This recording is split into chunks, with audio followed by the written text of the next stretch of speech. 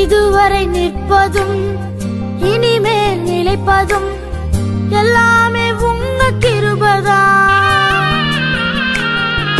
இதுவரை நிற்பதும் இனிமேல் நிலைப்பதும் எல்லாமே உங்க கிருபைதான். பெருமை பாராட்டிட ஒன்றுமில்லையே, தாங்கி நடத்துவது உங்க கிருபையே. பெருமை பாராட்டிட ஒன்றுமில்லையே, தாங்கி நடத்துவது உங்க கிருபையே.